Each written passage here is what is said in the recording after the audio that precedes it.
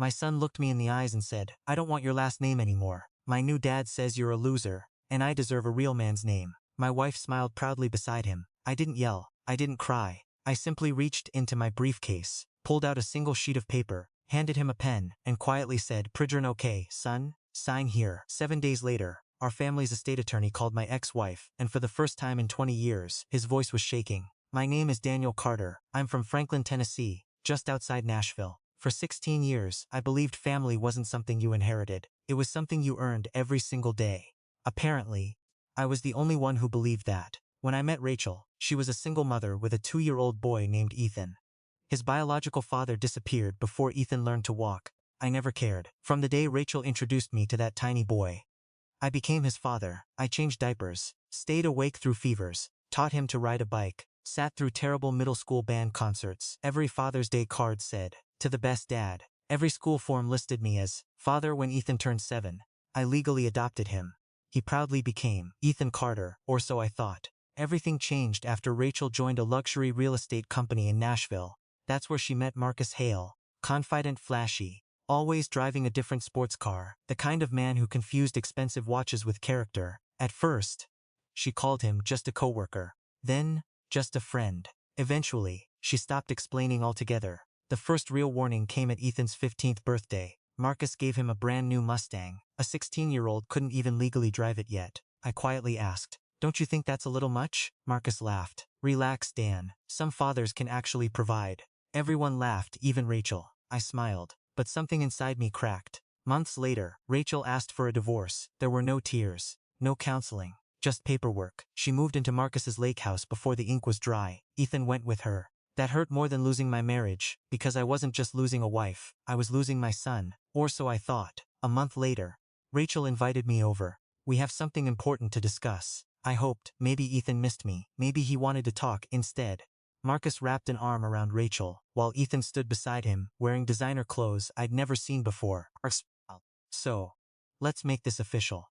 Then Ethan looked directly at me. I don't want your last name anymore. Marcus says you're a loser. He says real men leave something worth having. Rachel nodded proudly. We think Ethan should become Ethan Hale. The room went completely silent. I looked at my son, the boy I had raised, the boy whose nightmares I'd comforted, the boy whose graduation speeches I'd already imagined. He stared back. Without hesitation, I reached into my leather briefcase, pulled out a folder, removed one page, placed it gently on the table, then slid a fountain pen toward him. If that's truly what you want, sign. Rachel smiled. I knew you'd finally do the mature thing. Marcus laughed.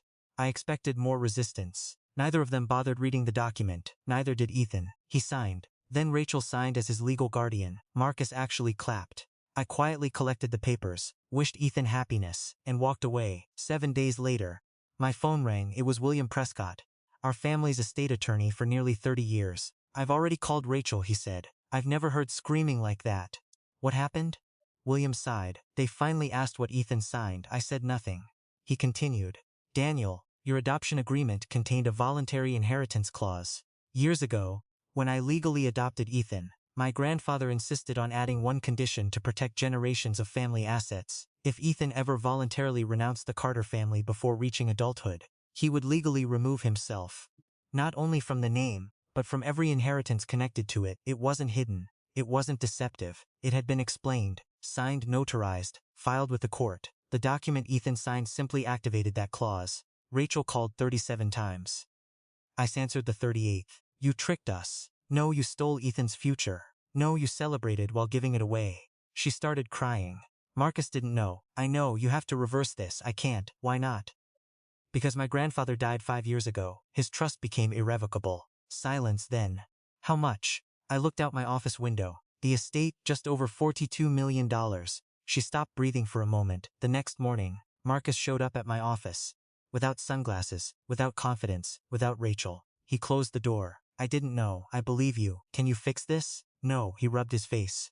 I thought the name was symbolic. It was, until you convinced a 16-year-old to reject the man who raised him. Marcus looked sick. I messed up. Yes. But not as much as Rachel. 3 weeks later, Ethan appeared at my front porch, alone, no luxury car, no expensive clothes, just a backpack. He looked smaller somehow, older too. I'm sorry. I didn't answer immediately. He continued. I didn't know. I know, they said. You never really loved me. I swallowed hard, and now? He started crying. I know who stayed when everyone else left. For a long moment, neither of us spoke. Finally, I stepped forward, wrapped my arms around the boy I'd never stopped loving. He cried like he was 7 years old again. Over the next year, we rebuilt everything. Not quickly. Trust never returns overnight. Some conversations lasted hours. Others ended after one sentence. But each week, we got closer. He stopped calling me Daniel. Started calling me Dad again. Not because of money, because he finally understood what the word meant. On Ethan's 18th birthday, I took him fishing, just the two of us, the same lake where I'd taught him years earlier. He handed me a folded envelope. Inside was a legal petition name change from Ethan Hale back to Ethan Carter. He smiled. I finally earned it. I laughed through tears. No, son, you never stopped being a Carter. You just forgot for a little while. People often ask whether I regret refusing to reverse the inheritance clause. The answer surprises them. No, because money can build houses, but consequences build character. Losing $42 million taught my son something wealth never could. A man's name isn't valuable because it's printed on legal documents. It's valuable because of the love, honor, and sacrifice behind it. And that's something no signature can ever take away. If you enjoyed this story, don't forget to like this video, subscribe to the channel, and share your thoughts in the comments below.